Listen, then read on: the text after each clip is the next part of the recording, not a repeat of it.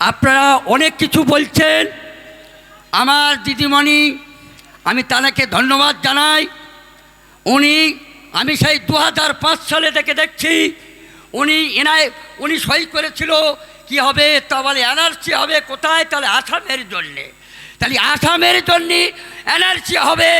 এখন এসআই কেন ভাঙড়ে 24 পরগনায় হচ্ছে? এই কথা আমি বেশি কথা বলা যাবে না। আমার কাছে বক্তব্য আছে, ওই সওগাত সাহেব বলেছিল যে এখানে আন্দোলন চলবে না, দিল্লি চলো। তুই কোথায় ছিলি একদিন কোথায় ছিলি তুই? ওখানে তো রাজ্জাক মন্ত্রীর সাথে গুন্ডা বাহিনী করে কত লোকের জান হারিয়েছিস, কত কি করেছিস, আবার ভাঙড়ে এসে জ্বালাতন করছিস। হ্যাঁ, তুমি মনে রেখেছো সওগাত, তোমার বয়স আর আমার বয়স অনেক তফাৎ আছে। আপনি এখনো শুধরে যাও, আমি বলছি।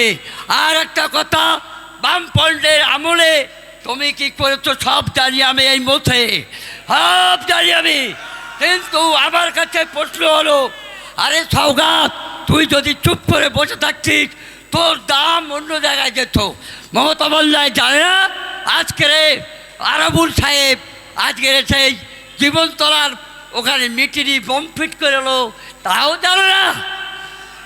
হ্যাঁ, তারপরে আপনার ওখান থেকে আরাবুল ফাজা করে এনে নেত্রার বাজার থেকে মমতা বন্দ্যোপাধ্যায় চলে গিয়েছিল, তাও জানো না?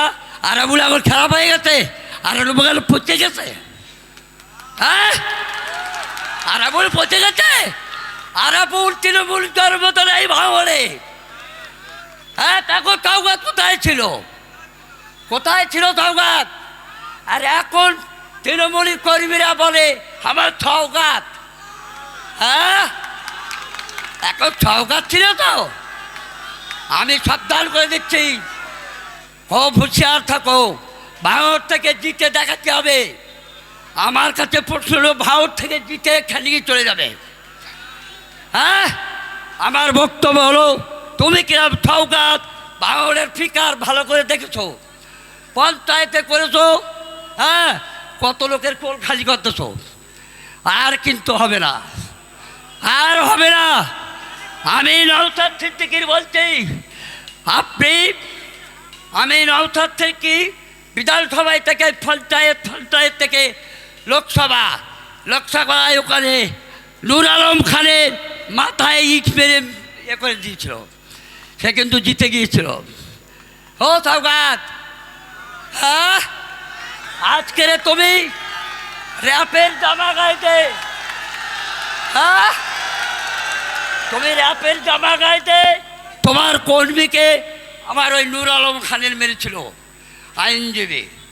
তা ভালো করে সাবধান হয়ে যাও বলছি। আমি আমার বাড়ি এখানে, আমার বাড়ি সেই হেয়ালগঞ্জে না, বুঝতে পারো? আমিও সব জায়গায় ঘুরেছি। ওদের এখন কেনা হচ্ছে জানো?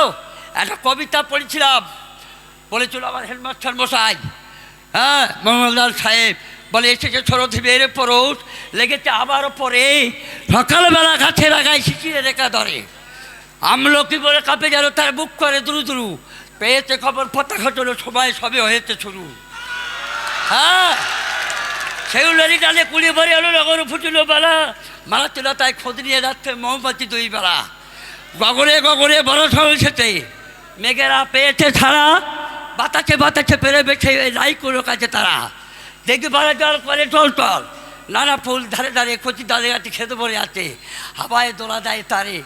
দিদিকে তাকায় সোনার আলো দেখিতে ছুটির ছবি, পূজার ফুলের বনে ওই পূজার দিনের রবি। আমি আর কিছু করব এই বলে আমার বক্তব্য শেষ করছি। আইএসএফ জিন্দাবাদ, আমার নওশাদ সিদ্দিক জিন্দাবাদ। মানুষের লড়াই, আইএসএফ ধর্মের লড়াই করে না, কর্মের লড়াই করে। আইএসএফ অস্ত্রের লড়াই করে না, বস্ত্রের লড়াই করে। একটাই মাত্র খাম, সবার ছুটিয়ে দিচ্ছে ঘাম, ঠিক তো? এবারে 26-এ আরো খাম আসবে, তোরা কোথায় গিয়ে দাঁড়াস আমরা একটু দেখবো, ঠিক তো? একটা গাছ যেমন আমরা বপন করেছি, সেই গাছের ফুলের সুগন্ধ সারা রাজ্যব্যাপী নিচ্ছে। তাই আমাদের ভাঙড়বাসীর গর্ব যে আমরা এরকম বিধায়ককে দ্বিতীয়বার ফের বিধানসভায় পাঠাবো। সবাই রাজি আছেন তো? আরে সবে তো শুরু। আমরা 2021 সালে দেখেছি রাস্তায় গড়াগড়ি খেতে, আর দুদিন আগে দেখলাম ভাঙড়ের রাস্তায় নাকি বসে থাকতে। ভাঙড়ের রাস্তায় সবে বসিয়েছি, আমি তো টেলারে পিকচার আমি বাঁকিয়ে মেরে ভাই, পিকচার আমি বাঁকিয়ে মনে করছেন কি আইএসএফরা দমে গেছে? না, তারা লড়াই করতে জানে, তাই লড়াইয়ের মাঠে নেমেছি যখন, তখন লড়াই শেষ পর্যন্ত দিয়ে যাব। দ্বিতীয়বার ভাইজানকে আবার বিধানসভায় পাঠাবো। আমাদের একটাই ভাইদের কাছে অনুরোধ, সবাই মাথা ঠান্ডা রেখে, সাংবিধানিককে সামনে রেখে, সংবিধানকে সামনে রেখে, গণতান্ত্রিক মাধ্যমে যেমন আমরা লড়াই দেব, তেমন যেখানকার মাল আমরা সেখান রিটার্ন পাঠাবো। এটা আমাদের প্রতিজ্ঞা। সবাই রাজি আছেন তো? আরে অনেক ভাষণ করেছিল যে যদি বাঘের বাচ্চা হয় ভাঙড়ে আমার সামনে, তো যদি না দাঁড়ায় তাহলে ডেকে এনে দাঁড়াবো। আরে ডাকতে হবে না ভাই, তোমার সামনে দাঁড়িয়ে আছে, একবার তাকে হারিয়ে দেখাও, তাকে তো বলবো তুমি বাঘের বাচ্চা, নাহলে তুমি একটা ছাগলের বাচ্চা। যদি হারাতে পারো তাহলে বলবো তুমি বাঘের বাচ্চা। আরে বাঘ কখনো ভয় পায় না ভাই, বাঘ কখনো ভয় পায় না। তাই সকলকে অনুরোধ করব, যখন ভোটের বাজনা বেজে গেছে, সেই বাজনায় আমাদেরকে নাচতে হবে। কাউকে কোনো ছোট বড় কথা নয়, কাউকে কটুক্ত করে নয়, ঠিক আছে? এই বলে আমি আমার বক্তব্য এখানেই শেষ করলাম। কারণ নতুন তো, কিন্তু চোর তো না, চোর তো না, চুরি তো করে না, কারো ঘরের কাটমারি টাকা তো খায় না, তেরপল চুরি তো করে না, বিডিও চাল তো চুরি করে না, গরিবের হক তো মারে না। এটাই আমাদের নেতা শেখায়, কারো হক মেরে খাওয়া যাবে না। আমরা বক্তব্য যদি এলোবিলিভাবে টোটাপাটা জবানে যদি দেই, আপনারা সেটা সংশোধন করে নেবেন। আগামী দিন আপনাদের কাছে আরও নতুন নতুনভাবে বক্তব্য দেবে, আরও নতুন নতুন বক্তা। আমাদের সবার মুখ্যমন্ত্রী, আমরা এটা মানি তো। তিনি হয়তো অন্য একটা দলের, কিন্তু আমাদেরও মুখ্যমন্ত্রী, এটা আমরা মানি। তিনি এই মুসলমানের ভোট নিয়ে তিনি মুখ্যমন্ত্রী চেয়ারে বসেছেন, সেই চেয়ারটাকে সম্মান জানাই আমরা। কিন্তু এই মুসলমান যখন বিপদে পড়ে গেছে, তিনি বলছেন কি ওয়াকাব নিয়ে এখানে গুলুগুলি করতে দেব না, আমার ভাই বলছিল। তো এই কথাটা আমরা মুসলমান ধর্মের লোক আমরা ভুলে গেলে কিন্তু হবে না, আমরা তো ভুলে যাই। উনি আরেকবার বলেছিল যে গীতা, বাইবেল, কোরআন শেষ হয়ে যাবে, আমার উন্নতি শেষ হবে না। এটা কি ঠিক বলেছিল? ঠিক বলেছিল। এ লড়াই মানুষের লড়াই। আইএসএফ ধর্মের লড়াই করে না, কর্মের লড়াই করে। আইএসএফ অস্ত্রের লড়াই করে না, বস্ত্রের লড়াই করে। একটাই মাত্র খাম, সবার ছুটিয়ে দিচ্ছে ঘাম, ঠিক তো?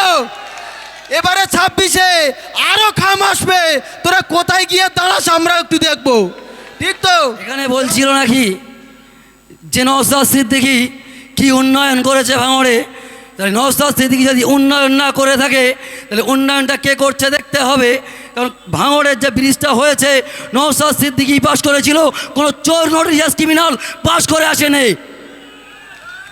ভাঙড়ের মাটিতে দাঁড়িয়ে যারা বলেছিল এই করে নেবো, সেই করে নেবো, ওই করে নেবো, অনেক বাবুকে দেখেছি, আরও দেখবো। আইএসএফ তাদের যোগ্য জবাব ঠিক টাইম মতো ঠিক জায়গায় দিয়ে দেবো, বুঝে নেবেন। আজকে আমাদের বুথে একটা স্কুল রয়েছে, যে স্কুলটা মৃত্যুর সাথে শুয়ে পড়েছে। শিক্ষা কোথায়? তৃণমূল কংগ্রেস জবাব চাই আপনার কাছে। আপনার সরকার এত কিছু দিচ্ছে, কিন্তু নওশাদ সিদ্দিকীর পিছনে এত লাগছো কেন? এটা বোঝা যাচ্ছে। প্রত্যেকটা পয়েন্টে নওশাদ সিদ্দিকী ভুলটা তুলে চোখে আঙুল দিয়ে দেখিয়ে দিচ্ছে।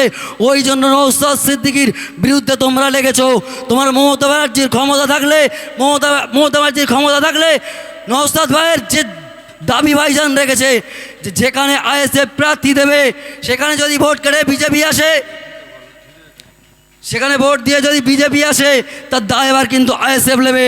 আর যেখানে টিএমসি প্রার্থী দিয়ে যেখানে যদি বিজেপি আসে, এর জবাব কড়াই গন্ডায় বুঝিয়ে দেবে। তোমার মমতা ব্যানার্জিকে বলো পার্লামেন্টে গিয়ে তার সঙ্গে বসে আব্বাস সিদ্দিকীও সই করবে, মমতা ব্যানার্জিও সই করবে, দেখবো কী করে বিজেপি আসে। ভাঙড়ের মাটিতে দাঁড়িয়ে অনেক রকম কথা বলা যায়। ভাঙড়ের মাটি শান্তির মাটি, ভাঙড়ের মাটি পবিত্র মাটি। এই মাটিকে নিয়ে যারা খেলা করবে তাদের ছেড়ে কথা বলবে না আইএসএফ।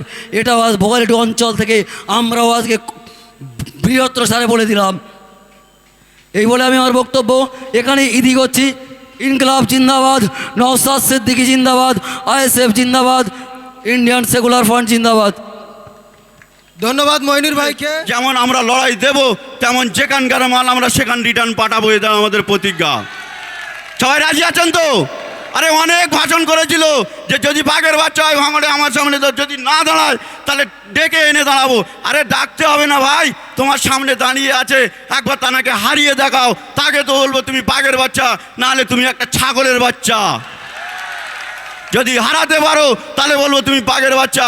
আরে বাঘ কখনো ভয় পায় না ভাই, বাঘ কখনো ভয় পায় না।